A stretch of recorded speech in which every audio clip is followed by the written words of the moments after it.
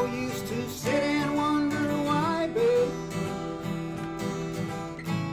It don't matter anyhow.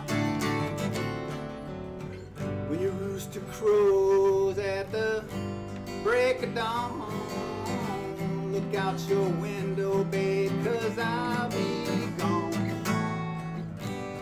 You're the reason I'm traveling on. Don't think twice, it's alright. What are you people watching? What is this? This Carmine's Country Corner. There's a bunch of bees outside. They're swarming. And Carmine said, they're not swimming, they're swarming.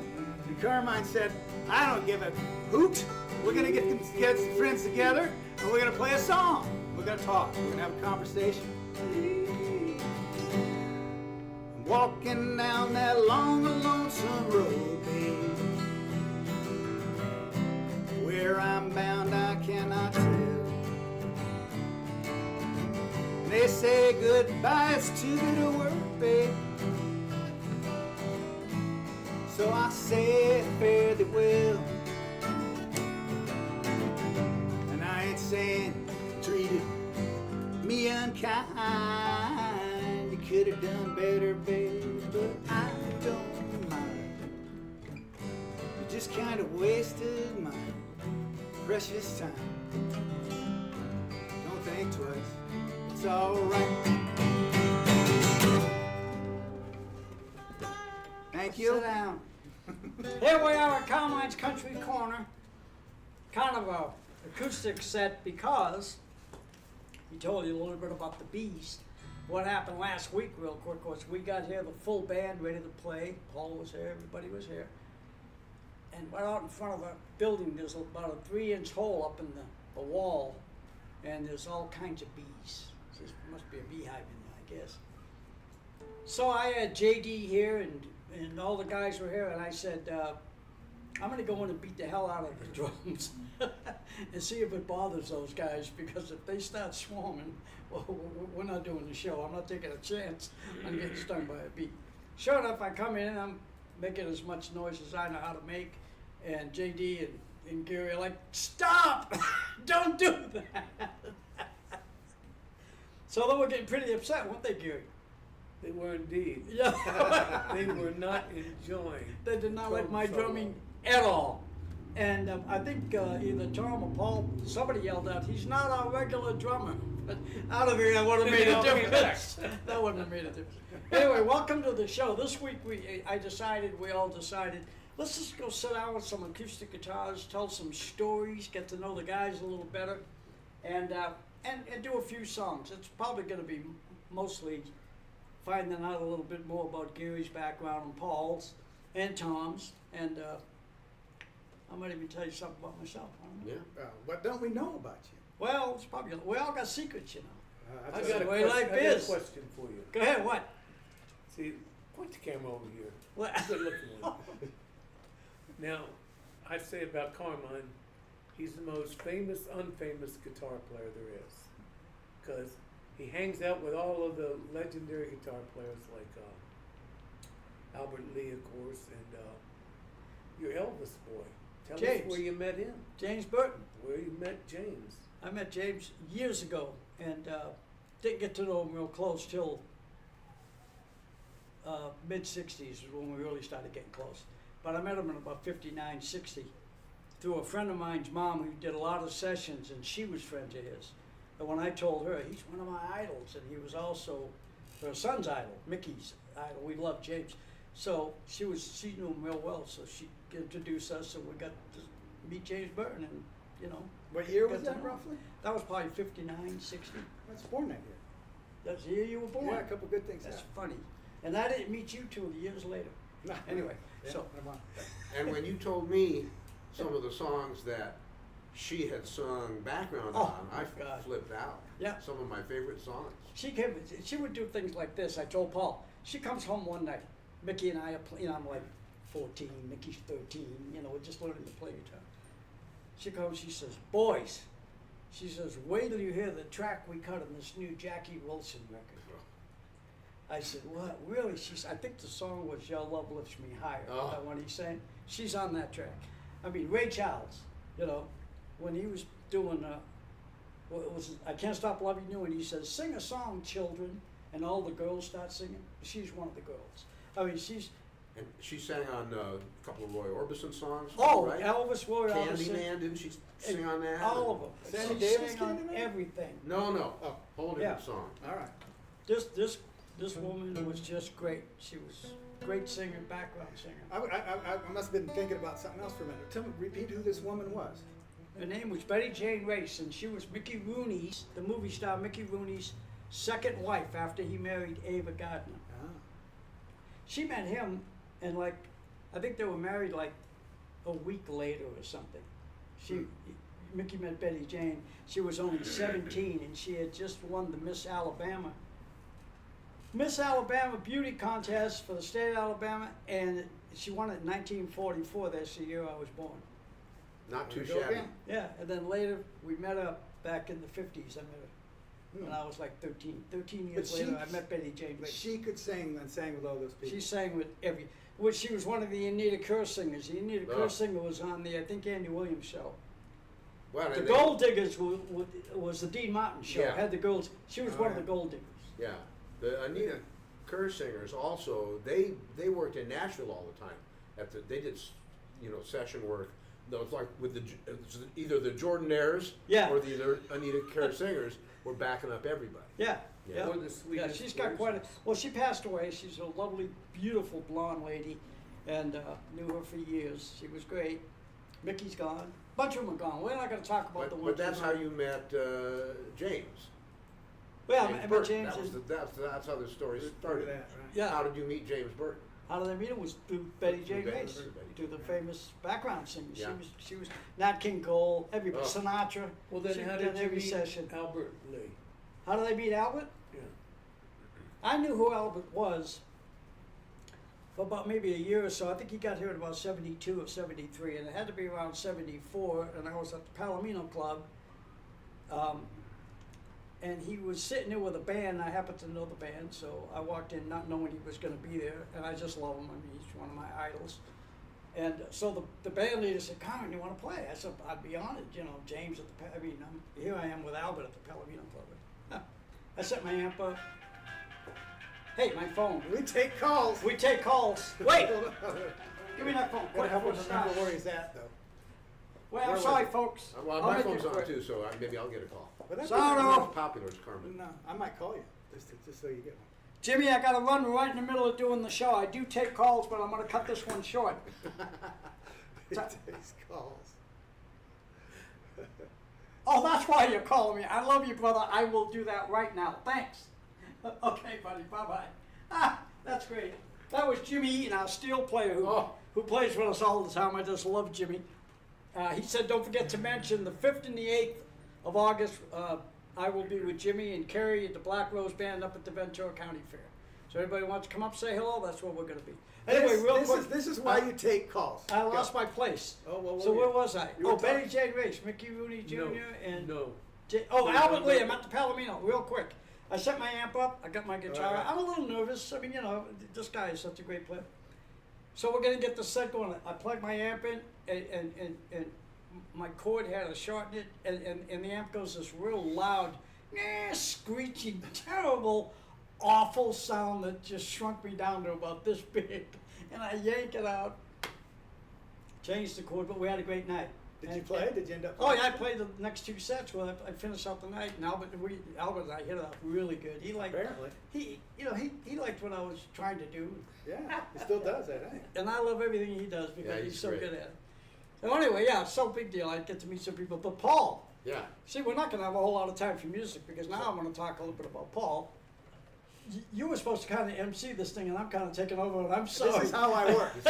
I delegate and I go, Carmen. It's still Carmine's Country Club. Yes, it is. I met you at that session with the people that wrote that song, "My Happiness." That's right. They didn't write it, actually. I found out that it was written in the 30s. Okay.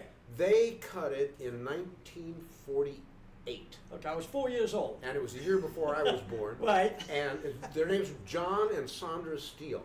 Okay. And it was a huge hit for them. Huge. I mean, it was like, went to number 1, stayed on the charts for 10 weeks. And when I met you, these people I'd been working with, Frank Farah and Patty Parker, Frank Farah and Phoenix, featuring pretty Patty Parker on drums. Good. They had become friends with John and Sandra Steele, and they wanted to have John and Sandra recut My Happiness and try and get another hit off it. This is like 1974 or 75. When each weary Play a little day bit of it. is through. What key are you in? D. When each weary day is through. Yeah, they go. How I long to be with you, my happiness. Every night I reminisce,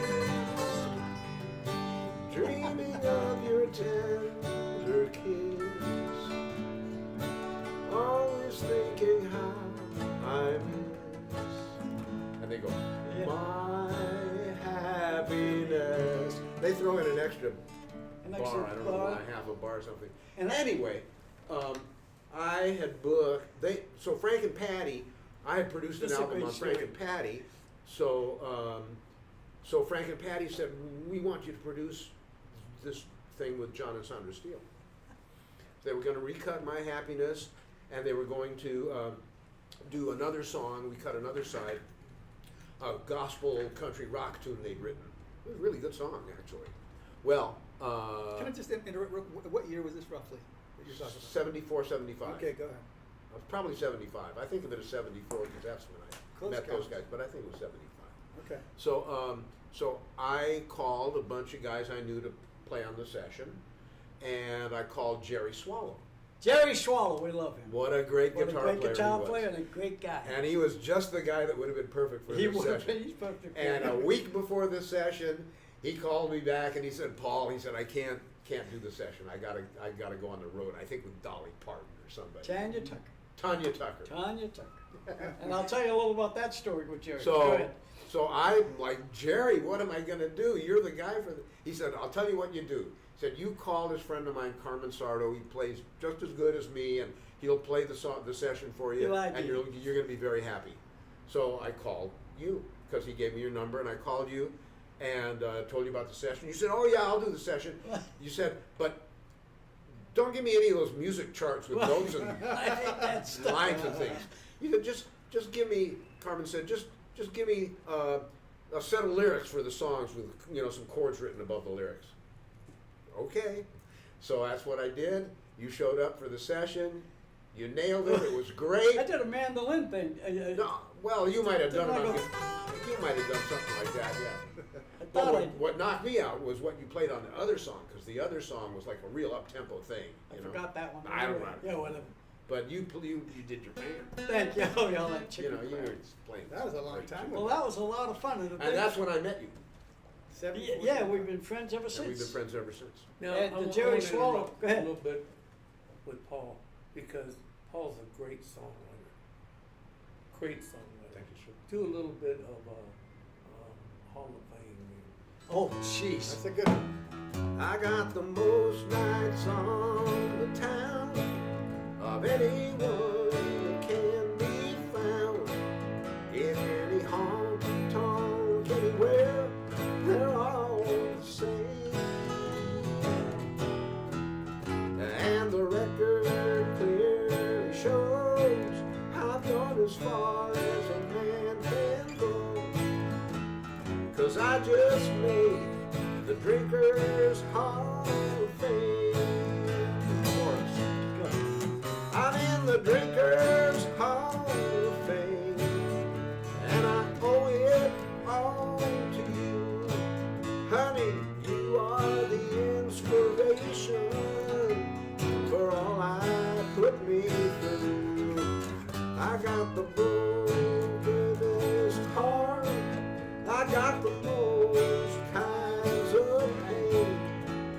that's how I made the Drinkers Hall of Fame.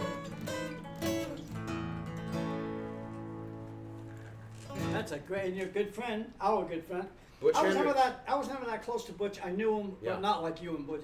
You guys were buddies. Butch and I worked together. You know, we started working together. We just like you and Albert. You just hit it off right away. Yeah. I hit it off with Butch right away. We all, each of us knew hundreds of songs, and we played them, you know, back and That's forth. so much fun. And then we said, let's try and write something. And I think that was the second song we wrote. And we wrote about 20 songs in a period of a couple of years.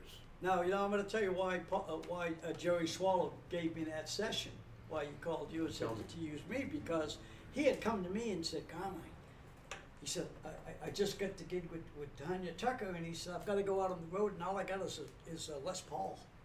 He said, I don't have a Telecaster. Could you lend me one?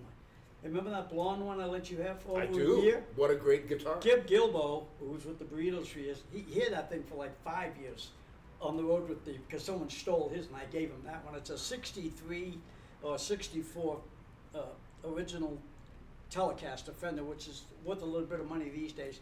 And here I let Gib use it. Well, the first guy that I ever let use it was Jerry Swallow. He had it over a year. And I said, well, here, take this one. And he took it. And remember what he did with the nut? He's the one that changed the nut from a bone nut to a So- brass nut. So those of you who don't know, this little thing right up on top, right where my finger is, that little plastic thing that the strings go over, that's called the nut. And what rock players will do, they'll change that from plastic to brass. And he thought he was doing you a Yeah, favor. he thought he was doing me a favor. Unbelievable. So I let him borrow my original beautiful 64 Telly, which was only 10 years old at the time. Yeah. But still, it was worth something. And he takes it, and he's got like a year and a half, because he's going to go on the road with Tanya. And then I get it back, and I notice the nut it's a brass nut. It's not my plastic nut. I go, Jerry, what'd you do? Oh man, that's great. That'll give you a lot more sustain. I said, I don't want sustain. I want clean. I want telly. So when I lent it to Paul, you changed it for me. I think I changed it back. Yeah, and I think you spent like $125 back then. That's like $400 today. What do you charge you? And then you had that guitar for quite a while. I had it for, a year or two. Oh, or me, yeah. maybe I knew more, it wasn't and good. I as- loved it. What a great. Oh, it's still, I got it Great at home. guitar. I never play it, but it's there. When And you- then when you Gib said you- Gilbo took it with the Burrito Brothers, and he played it. I think you took All it. over the world. I think when you took it back from me, you gave it to one of your kids. I think you gave it to Charlie. Well, I got it now at home, so I took it back Okay, from him. well, Anyway, that's now I my can nut borrow- story. Now I know I can And borrow Jerry it. Swallow was passed, 5-6 years ago, whenever it was, he passed away. But he was a little younger than we were. Jerry? Yeah. Yeah. 'Cause Well, I met him when he was 18, and I was in my 20s. I was 25. he was probably about my age. All right, let me jump Okay. in here. Let me jump Go ahead, in. because you haven't Before- said before we anything. figure You were out supposed what to MC kind of this shirt thing. he's wearing. Paul and I took over. Go ahead. Okay, I have a question. You guys fired my imagination a little bit when you're talking about all these stories, and these are all, just so you folks know, these are all guys. I once asked Paul. I said, "Hey, what do you do when you're not playing music?" And he looked at me like, "Are you nuts? I play music. That's what I do." And I felt like, oh, people really do that. Okay, but Now it's I watch my interesting. grandkids. Yeah, Yeah, oh, well, that's beautiful the other kids, part. man. Beautiful kids. They really are. But I hear these guys tell their stories, and they, for a while, and I've been hanging out with them. And this musician's life that they've lived, I just was curious, and we could just maybe just go down the line a little bit. What music has taken you guys a lot of places. Oh, A yeah. lot of Yep. places. Yep. I mean, the miles you put on your cars and the travel you do is like incredible. Is there a place that music took you that you're, and anyone can go with this, that you're really most fond of, that you're like, oh man, music got me there. I wouldn't have been there if it weren't for music, for my life of playing. Well, financially, I can't give it too much credit. Yeah. Not that- but I mean, in like, fact, because of it, I can't buy anything on credit. But I mean, but aside from that, physical places, like you mentioned that place you used to play, the 900. oh, seat Crescendo. place. So play Palomino. I know Palomino was a Palomino big was a one for big you. one. I remember the first time, the years I started in the early 70s with Tony Booth, actually late 60s with Gene Davis. But yeah, that was kind of like Yeah, like you appreciate Oh, that, yeah. those kind of. Now, I also, back before Lawrence Welk owned the Hollywood Palladium, and it was quite a high-class place to play. I played that place with Scott England and the Playboys in 1965. No, it was before the Mickey Rooney Jr. Band. You've been 63. playing guitar a long time. Oh yeah. Well, I'm almost 80 years I old. think you'd be 70 better years than you old. are, I actually. still can't play it, but I've owned one a long time. You could play it. I've owned a guitar longer than most players own it. So, But Gary, any thoughts? Like, Well, let me tell you, Tom, I wrote a little song about it. oh, good. That's how it should go. I've been everywhere, man. Harry's been everywhere. No, I've been blessed. I've been blessed to play a lot of places, but there was a great drummer, Hal Blaine, was in the Wrecking Crew, made all the hit records, and he asked me to go to Europe with him, and we were playing in Milan, Italy, Ooh, sweet. and we were opening for a band called the Gypsy Kings. oh, I know. And when we got off the stage, went back to the dressing room, the guitar player for the Gypsy Kings took me by the arm and started walking me back to the stage. And he walked me behind the keyboard and he went, Uh-huh. and I looked over the bass player and the bass player went, Yeah. I've seen. and I ended up playing the set with the Gypsy Kings. Nice. And I'd heard them, but I didn't know who they were. But that was really exciting because they're so original. You know, it's fun when you hear a style of music for the first time. Mm. Like I was in New York City when I heard Tito Puente and heard Latin music. Like right there, they were like right in front of me, and it was like, wow, what is this? And I was in Were San you- Francisco. Were you a kid at that? And I was, well, I can tell you, I was 19 years old. Were you in school or something? What were you doing there? No. I was on tour. Oh, you were touring. Oh yeah, I went on tour like 19. 16, and I turned 18 in New York, and you could drink when you're 18 in New York, so it really polished my alcoholism. And but then in San Francisco, I heard reggae music. I became friends with Bob Marley because he was in an apartment down the hall with a bunch of his band, the Wailers. So they were exciting times for me of hearing music that I'd never heard before. You know, like he was with the Strawberry Alarm Clock. You Yeah, see a tell us a country- little about that too. You know, you see a country guy, but we all got these backgrounds and Yeah. playing. And it's cool because most people nowadays, especially younger people, they think, well, I can have access to any music I want. But back then, it was on the radio, the No. car radio, Yeah. or the radio, and you were getting what you were fed. So to see something would be an odd experience. Yeah, I mean, there wasn't any, there wasn't a Berkeley. There was a Juilliard School of Music, which was classical. Right. So what we all did, I'm sure, was learn every record we could get our hands on. Right. Just every 45. We ruined a lot of records. Records on the But But you radio. couldn't replay them. Right. And you didn't want to start the whole record over to get to the solo part of the hook line or whatever. What So would you do? Just you would you hit the needle. You would Yeah. just scratch. That's what we did. But- Mickey and I did. We'd knock it over if you and play it again. Knock a little more. before you know it, the record had all kinds of scratches across the groove. I got a great story about New York. We were in a hotel and we were playing, and after the gig, we all decided to go back to Richmond, Virginia. That's where we were from. Hmm. So we took the van that hauled the equipment and we went back to the motel, and we decided to take a mattress from the hotel into the van. So like 13 stories up. What could happen? And two of us were down by the U-Haul van, or ride, or whatever it was, and two were upstairs, and they were pushing this mattress out of the window. It was in Manhattan between 5th and 6th, 34th Street. We had like this hotel suite, and they're pushing it. We can see that thing like this, and then it opens and starts to fall, and it's just kind of floating like this, and it hits the awning of the hotel. huge explosion, and it falls on the sidewalk, and we rush it into the van, and we all jump in the van and tear off. Now, we get back to Virginia, and of course, it's not enough time to get back. So we stop in Washington and get on an airplane and fly back. And we go to the hotel, and the key won't unlock the door. And none of our keys open it. And the manager of the hotel, he said, we want $5,000 before we're gonna let you back. And all our gear was in there. And we had a show in like 45 minutes. And they opened the door and there was lamps and food boxes and pizza boxes on the bed. It was trashed out. And we had to send our roadie back to get the mattress.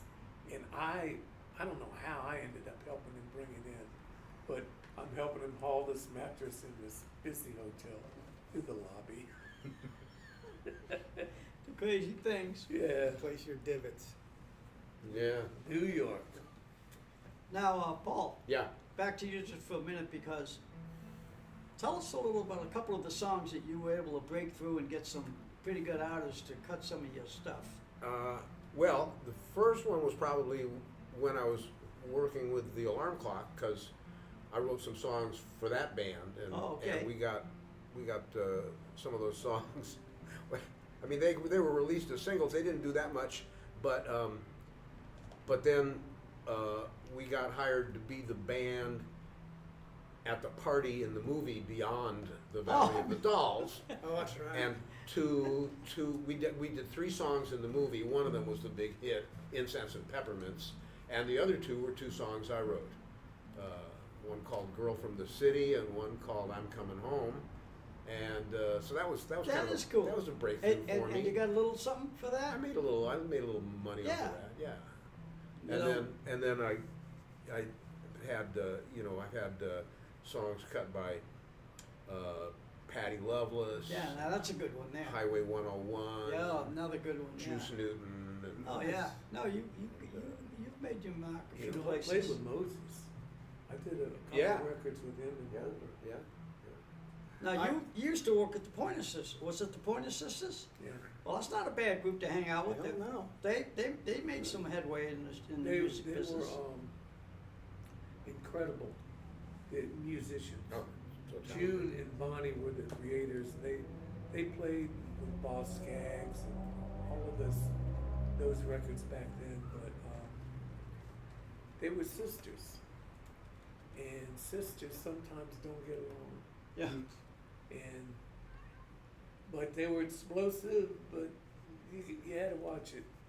Like, one time in the dressing room, there's curtains separating them. In the dressing room, like sheets. I'm sorry, how many were it? 3? 4. 4. Well, originally there was 2. They brought in the third one. The oldest one, they brought in later. I'm sure she doesn't appreciate being called the oldest one. I think she's the only one alive. They all passed away, but I worked with a lot of girl groups. But the Pointers were the most fun because everything we did was a hit, and it was just. Were you always behind the keys?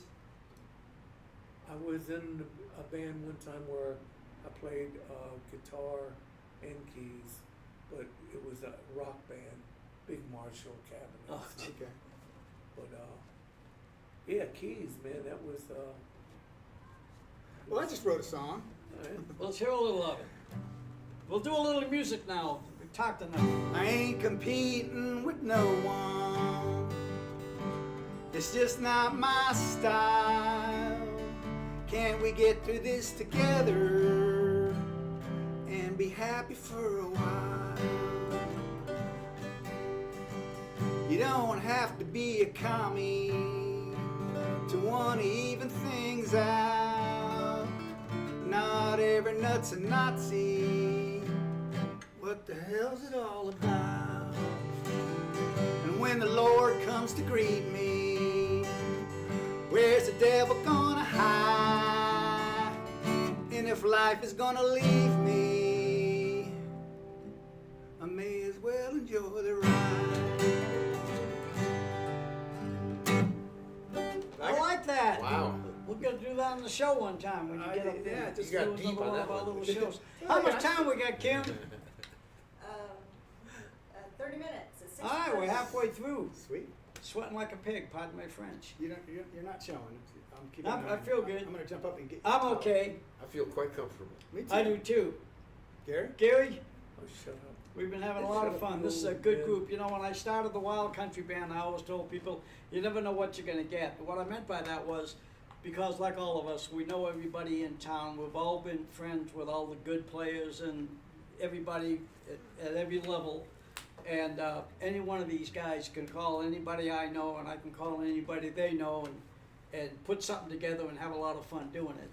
We all know the same people in like this Yeah, it's all circles. one big family here in LA, and we got a lot of great players. We got some that, you know what? Burton told me one time. He said, Carmine, he said, I never heard a guitar player yet that I didn't learn something from. Mm. So it really doesn't matter how much you know or how good, what it is, as long as you do it and you're having fun, you probably got a little something to say. You know, if people would just listen, you know, and so I mean, I can think of all the great names. You know, you were talking about some of the things that stand out in the musical thing that we've been doing all these years. One of my big highlights of my life was I went to the Palomino Club to see Joe and Rosalie Memphis play. Mm. And I was just going to watch the show because when I was a kid, I idolized Joe. I only had 3 guitar players in my whole life I ever cared about, and it was Joe Memphis, Merle Travis, and James Burton. And those were the guys. And people were talking about Eric Clapton and Jimi Hendrix, and all those guys are great. They're great, but I don't want to hear it. I just want to hear Merle Travis, Joe Memphis, James Burton. That's what I want to put in my brain. So I go to the Palomino Club to watch Joe play, and I'm really excited because I love this guy. And I walk in, and the band leader says, "Hey, it's just taking a break." Marvin Cave, remember him? Don't. Oh yes, Wasn't it yeah, Marvin he was Cave? there. And Cave. Marvin Cave. yeah, Cave, I think like Cave? C-A-V, I think like. First name Marvin. He's a good singer. He says, "Carmine, you got a guitar with you?" And in those days, I learned something early. Always be ready. It's like don't leave the house without a spare tire. You might get a flat, right? Mm-hmm. Never left my house without a guitar and an amp in the trunk, because I wanted to play. And any time I walked in, if anybody even said, "Hey, would you like to play?" Yeah, I was on it. I said, "Yeah." You know what we had? You know what he had? He was playing rhythm. He had piano, bass, drums in him, and Carl Jackson was playing banjo. Okay. And Carl was just sitting in because he didn't even have a guitar player. So Carl was like, I think, playing banjo, and he says he needed a guitar player. He said, "I got Joe and Rosalie coming up," and he says, "I don't have a guitar player." I said, "I'll play. I'll do it." So here I go to the Pal to watch Joe, and 20 minutes later, I'm on stage playing with the sucker. Nice. Man, I was like in 7th heaven. So, and then later on, I got to play with him again a few years later at the old Aces Club in City of Industry. He come out and did a Friday, Saturday night, 2 shows each night, Wow. and I was in the house band. So I got like And that whole weekend. Who was the house band there? There was a guy named Bob Caldwell. You should know Bobby. You probably don't. Bobby Caldwell, me. Oh, geez, I don't know who was on drums. I forget. He was the main guy. He was a good singer, good bass Was player. Bobby He was good- Caldwell, the Bobby Caldwell? Not the famous one. There's one that's kind of famous. This guy's from Dallas, Texas. He passed away about 4 years ago, 3 years ago. Anyway, with all that said, you know, I'll say this to some of the younger players. Not that any of the young people are watching this show, but if you happen to be, my kids your are kids watching, and my grandkids are watching. Okay, well, now let me tell you this. I don't care what it They're is. pretty young. I don't care what it is you do. When you walk out that front door, take a little of it with you and be ready, because you never know when the opportunity is going to hit. It might not mean anything to anybody else. Like that thing at the Palomino Club that night, it didn't make me any money. It didn't make me any more famous. But you know what? It did $1 million worth of fun for me. It was like something I couldn't have. There's no price that you can pay that to walk into that situation. And I think we've all done that kind of stuff. Yeah. And it's been just great. And Sometimes that's the most fun thing amazing about things- music. The most amazing things happen to the things that you're not planning. Well, that's what I'm you saying, walk into. yeah. Well, and- LA is the place. Boy, that's the place for it. Well, Yeah. LA is the LA. place That's because right. all of the greats have a home here. You know, all of them. I met them all. I've just the same thing as Carmine. I walked in the dressing room and my friend Guitar Jack said, Gary, I'd like you to meet Billy Preston. Right. And it's like Billy Preston was my oh.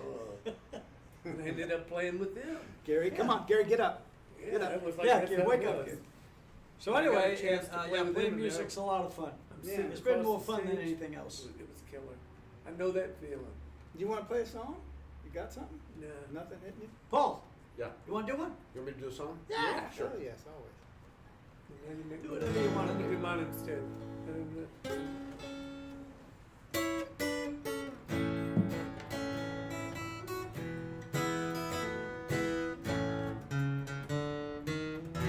Where did you go? Why am I here alone? Why don't you telephone? Why don't you write? I'm sitting here wishing you'd come back home, counting the days you're gone. Every night you swore to me I was the only one, but you were just having fun. The joke was on me. Call me a fool. I really did believe that you would stay here by my side. Truth is you lied. I know we said no solos, but play a solo. Yeah.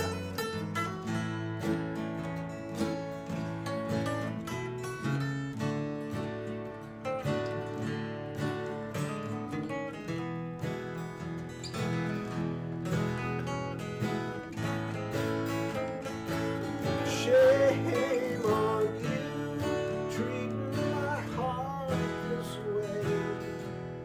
Someday you're gonna pay for making me blue. Call me a fool.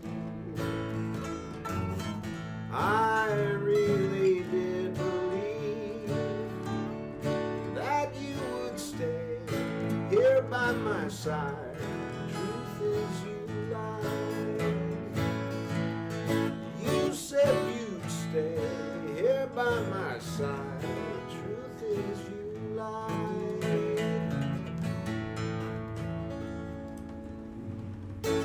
Great song. Who did that?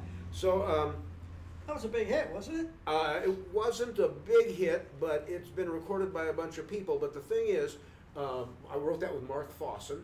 That's one of your songs. Yeah. Oh my God, that's why it's so good. And Mark and I had an opportunity to write a song for a movie that he was close with the director of the movie Allison Anders, and the movie was called Grace of My Heart. And the idea of the movie was it was kind of a take on Carole King and all the music that was in the 50s and 60s and the Brill Building and the Beach Boys and all this, and it had a huge, great cast. And so they were looking for songs that sounded like songs of that period. Well, Mark and I got together and said, we got an opportunity here, we got a chance to Well, do something. write a song, get it in a movie, things are gonna be great. And we got together and we sat and we went through idea after idea after idea and a little melody, and I was like, no, that's not right, no, that's not right. And it must have been 2 hours of, no, that's just terrible, you know. And finally we were like,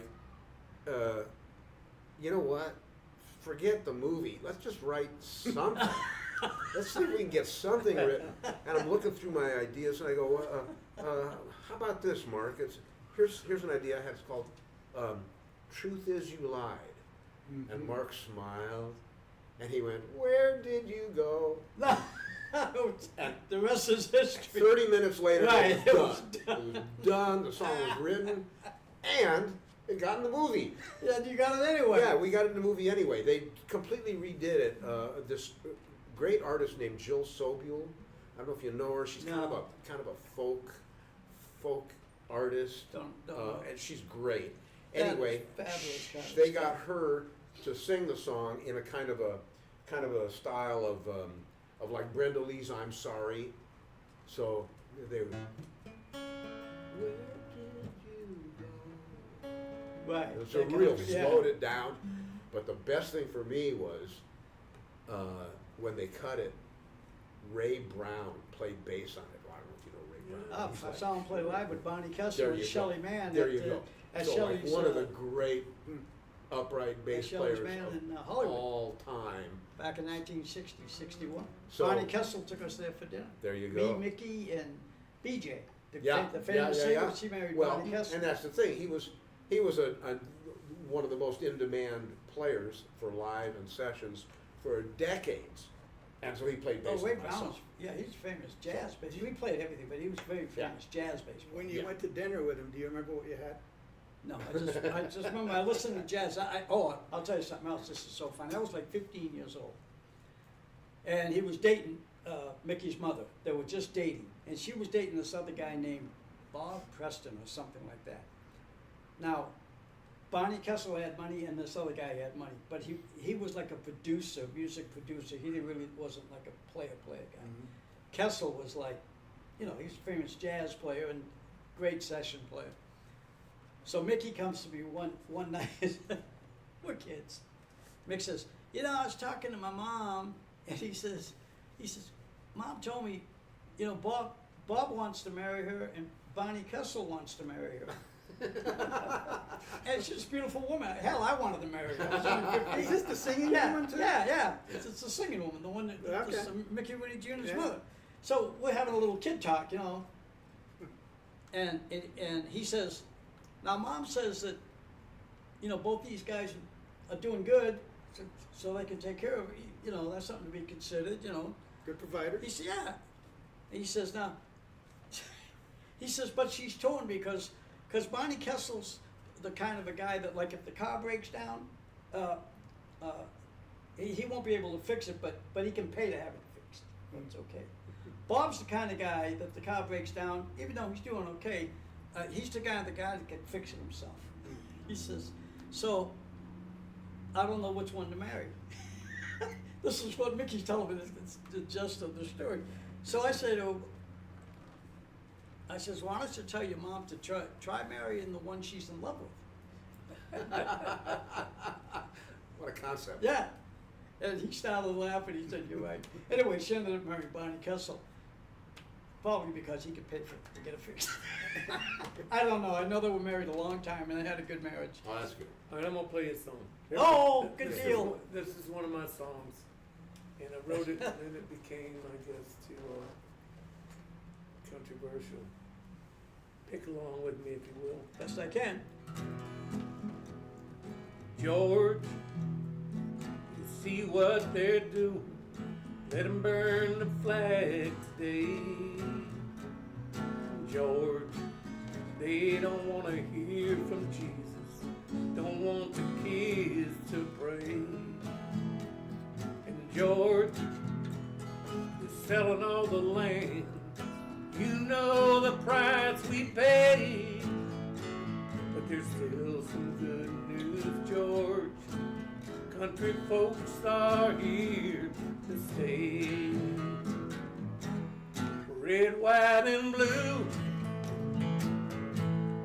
Red, white, and blue. In God we trust, it will always be. Thank Him every day for the life to be in America. We got some other things. Did you like that? Yeah. That's a good song, especially cool. right now, with everything that's going on. That's not Yeah, awful. I could get that, and immediately a bunch of people could hate me. I could be famous. Yeah. You could be. You already are famous. We're all famous in our own little way. I killed myself on national TV once and got away with it. You did. Yeah. You interested? Shall we move on, or you Yeah, want to hear a no, little no, bit no. about that? Well, yeah, you haven't said. No. I Originally, he was gonna be like the MC guy, like, "Hey, Paul, what have you done? Hey, what?" And I took over. But I'm Paul. smart enough to know when to get out of the way and then when to get in the way. So, but I'm sorry that we No, stepped all over sorry. you. No, no, no. You But haven't. now- I've sang 2 songs. You got it. I'm Put the about camera on when you. All right, 2001. That's a long story. Essentially, I was on the If you're gonna independent. start it, I made a documentary. It was a fake documentary. It was on the Independent Film Channel in 2001. The Independent Film Channel was a very legitimate distribution outlet for movies, and I snuck in there and got my movie, and that I wrote and produced. In it, it was a faux documentary before all this reality stuff.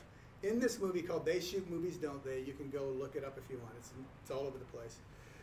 I kill myself, but it's a faux documentary. So in the end, people were like, to the guy who made the movie, "Who do you think you were keeping the camera on that man? You should have interjected and gotten away." And the whole thing was an experiment on my part on how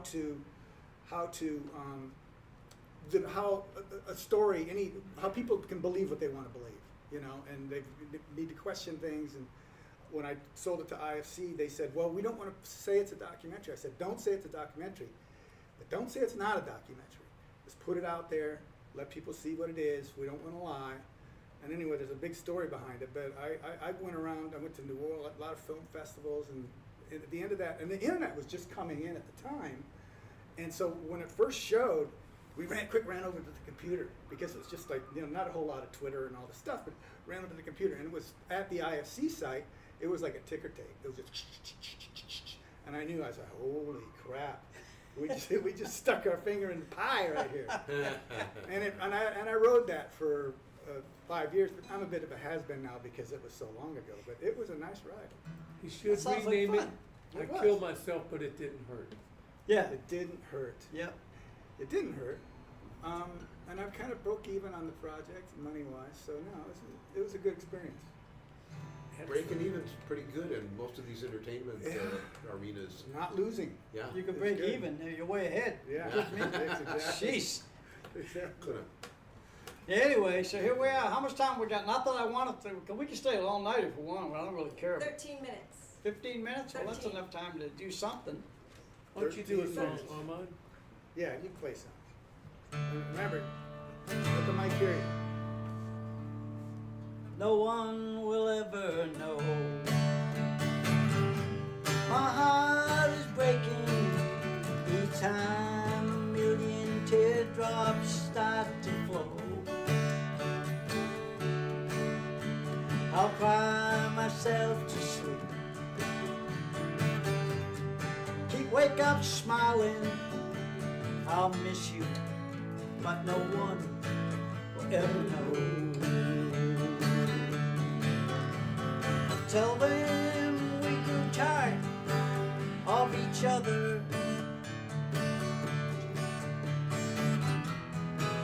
and knew our dreams could never be. I'll even make believe I never loved you. Fill it up, Paul. No one will ever know the truth of me. Pick it, Paul.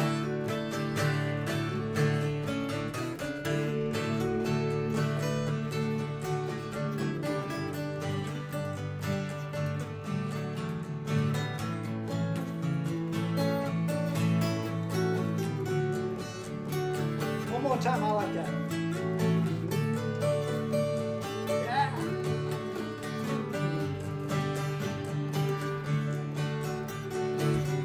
Yeah.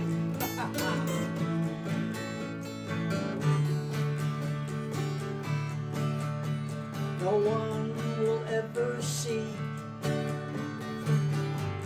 the tears I'm hiding each time the past comes back and haunts me so.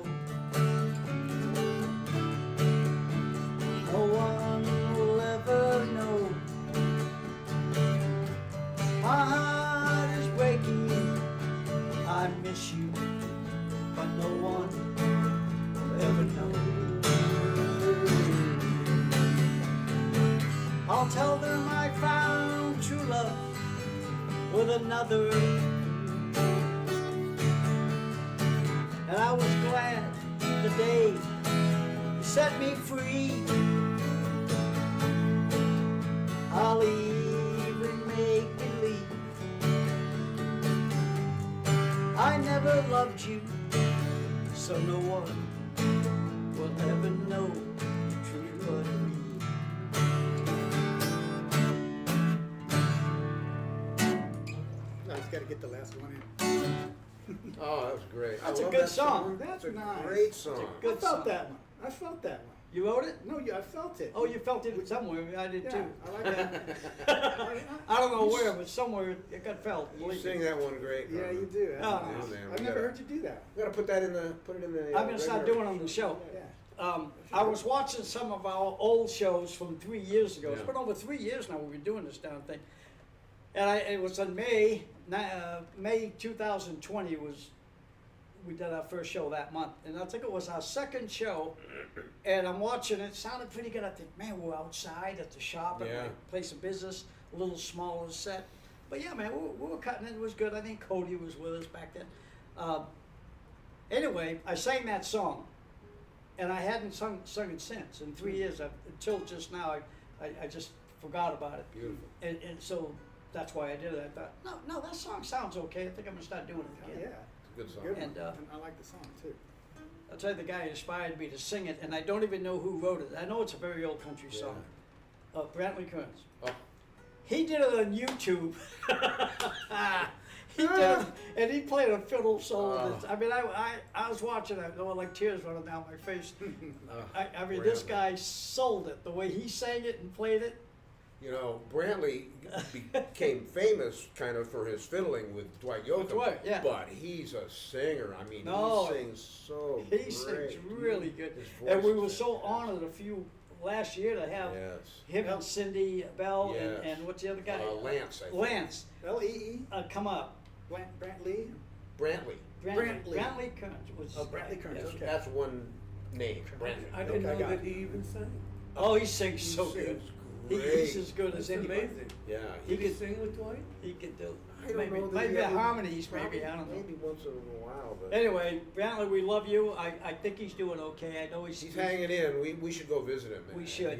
He's We're he's giving a at- couple of acoustics to go Yep. and let him sing a few. Yeah, and he's right here in Like Sunderland, Sunderland, down the yeah. street here. Yeah. Oh, get him over here. Let's get together. We did. We had him Yeah. here a few months We ago. either get him maybe out here last again, year. or we should go see him. Yeah, he got up and played and sang, and we had a little bit of fun. I met him with Pete. Yeah. Yeah, Pete yeah. Anderson. Yeah, Brantley's great. Anyway, that's where I got that song from. You want to play? You want to play? I think we're close. So I can go all night too, but we got to think of other people. 7 minutes. Oh, we got plenty of time. 7 minutes. 7 Shit, minutes. we can talk about Damn. anything we want. I got You at run least around the 8 block minutes in more 7 worth of minutes. stories to tell. But I like what Cody said last week on the show. He was going to tell us something, and he says it's about a 20-minute story, so I'll cut it down to 15. Cody, Cody's we need, funny. Cody's freaking funny. He's a we funny need to guy. stick a mic on him because you can't always hear when he's talking in his comments. He's pretty laid back. He's just Yeah. having fun. Yeah, if he had a mic, he might When, clam up. when Cody and Jimmy Harris were doing all those gigs at Beaver and everywhere else, those two together were just hilarious. Just ad-libby, Yeah. they're so witty, and Jimmy Harris is just hilarious. Can you just remind like Jimmy. people one more time of the show you're doing with Jimmy and Carrie? When the dates are? Oh, yes, that's the 5th and the 8th of August. We're going to be up at the Ventura County Fair. And Carrie Caruso and Jimmy Eaton, they're married forever, and two very good friends. And Jimmy was our steel player. I consider that he still is. I just kind of changed things around. I got Gary on piano right now. I'm getting a little tired of that. So maybe we'll bring, we might bring, we might bring Jimmy back. I don't know. I'm going to see how I feel next week. But I'm just kidding. He knows that I love him. Let me ask you a question. Go ahead. Caroline. What does this have to do with us? Yeah, nothing. Okay, continue. I don't know what I was talking about. You were Oh, talking- yeah, the Ventura County Fair. Yeah, That you cheap got it. plug that you keep. So, yeah, putting Carrie in there. Caruso's got this band, the Black Rose Band, and I love what she does. She always shows up with like a bucket full of black silk kind of roses. And I guess she buys them and does something. And every time we do a gig, the girls that are there, so like she'll hand them out to the little kids or to the ladies in the audience. It's just like a little thing she does, which I It's think not is a kind of cool. trip by the cemetery, is it? Yeah, no, could be. But Jim, we love Jimmy, we love Carrie, and we'll be picking together up there on the 58th of this month. Okay. All right. That's all great. Anyway. Are you on that gig? I'm not on that gig, no. I'm not, Well, I'm not we part of the were Black thinking. Rose Band. You could have been. Yeah, you could. Maybe someday I will. Say something about Icy Hawks. I see them online. Oh Icy man, Hawks and they're great great, band. Yeah, it's a good band.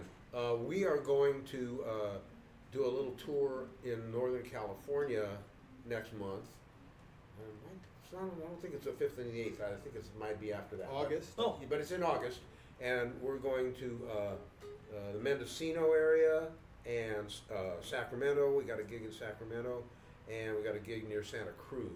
good. So That sounds like a fun. it's little going to be a area. fun little Well, tour. I saw him on YouTube a couple of times, and I just Yeah. love that bit. And you know, I mean, this is kind of just with this little show here that we do. It's just what it is. But I would be honored if those guys ever wanted to come up and we'll just give you the stage for a little while Oh, yeah, and we'll- let you guys play. We're going to do it. If the guys are interested, I'd love to. I'd be Yeah. honored to have them That's a come up good- and do our show. That's a good Yeah, idea. we're I gonna think do it. that'd be great. I'm in the Baseball Hall of Fame. Cooperstown. Yep. You're But you in know the- what? for what? That's the truth. I'm not going to say. Because I want people to tune in the next time we do this, and I'll explain how I'm in the Baseball Hall of Fame. But I'm not going to say so now. I'm just not. Okay, It's a cliffhanger. I never knew that about. No, Were I you- don't, were I you don't a- walk. I don't run around were talking you a about veteran? myself. Well, we're here to do that though. If Exactly. got You guys something- are opening up. I'm on too. Well, you got to open up more and say I did this and that. 'Cause that's how people get to know you. They Well, get to you- know what we're doing here. I assume you were a Veterans Committee selection. No. Oh. That would have been nice. Not quite that. I don't know. It's What not do they quite have, that. some Well, kind we'll of find a- out next It's a week. little technical, but it's also real. It's like, I know I'm lying, but what do you think? I figure they must have some kind of a senior citizen They do. division or something, and they put him in. They do. They do. No, it wasn't for my. What? It was, but it's true. But it's not quite that flowery. Oh, and I gotta tell. Oh, I want to say hi to Lily and Fender in case they're watching. Oh. Jason's Yeah. in town with his lovely wife Oh. Tess and Is it Lily and Howard? Fender, and of course you know that. 'cause I don't know him. Well, Carl Joe, you and I don't know him. Tom and Jason are like brothers. I don't know this guy. In fact, I met Tom through my son Good, Jason, He's making it up. and I don't know. yeah, they did a lot of work together. Now he So was anyway, there with I Slept Across America. yeah, this guy. I could go on Oh, forever. we- You slept across America? Yeah. Well, we talked about He that in wasn't the there when first you killed show. yourself, though. No. Well, we have enough time to do a capsule report on that one. Well, we no. We'll do Tell it me what next you time. did, just in a nutshell. Jason was one of the cameramen. Jason, and There were two he cameras. was a very encouraging guy along the Yeah, way. I'm sure he Basically, I got a Winnebago, a polysomnogram Listen, guy, camera crew, a Breathe Right sponsor, the earplug sponsor, Howard Light. I had the mattress was Select Comfort. I got a bunch of sponsors to help me pay for it. And when I fell asleep in Malibu, the machine said he's asleep. We rolled east. When I woke up, we marked the spot, and then we went around, did TV and interviews and stuff like that. And then I came back to that spot when I fell asleep, and they put the stuff on me, and they said he's asleep. We rolled east. So effectively, without being on a plane, I slept the span of the country, and I had a great experience. But I shot it. You don't remember any of it. I shot. That's the thing. I had this camera crew. Jace was one of them, and I got all the footage together, and I started editing, and I started looking at it, and I looked. There's nothing interesting about a guy who's sleeping across America. I don't care what you do. It's just And so not. I asked him in the last show that he and I did alone by ourselves. I asked him. I said, "Did you ever like find Jason sleeping like when you were supposed to be sleeping, and you gotta wait for your cameraman to wake He up was sleeping so on the you job. can go to sleep?" or I was something sleeping on the like job. He went, but yeah. No, actually, the truth is, those poor bastards, guys, That's they all right, didn't, worked their they butts didn't get off. any sleep, and they worked their butts off. Well, listen, that's about it. We're a little hard up here. You know, last week, because of the beast, we did a little rerun. This week, I said, I want to go on with the guys and just shoot the bull, have a few laughs, play a few songs, and get to know a little more about everybody. So we love you guys for watching. Keep watching the show. If anybody ever wants to send any little donation or anything in to help pay for the light bill around here, that wouldn't hurt my feelings. But I don't normally ask for money. I never, ever do that. But tonight I did. Anyway, we love you guys. If the bees are gone next week, Don't turn it off. we're going to be back with the full show. And if they're not gone next week, we might do another one of these, or maybe we'll just do a rerun. I'll see. Watch But out, God Lefty. bless you all. Tell a friend. Oh, like my son Charlie says, push like, push share, right? Yeah. Like and share, that'll get the word out for Carmine's Country Corner. Tom Paul Wilson, my very good friend. Paul Marshall, Gary Swan, we all love you, and we'll see you next week. Let's play. Yeah, you got it. Living on the road, my friend, is gonna keep us free and clean.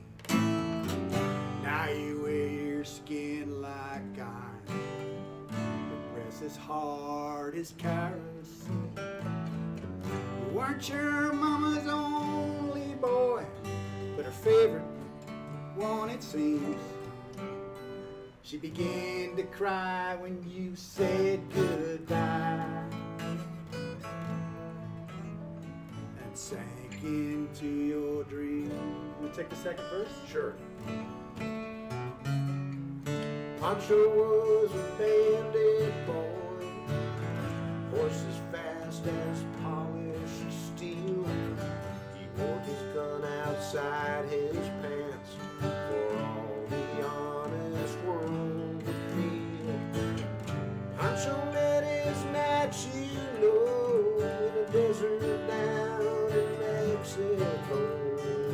Nobody heard his dying words. That's the way it goes.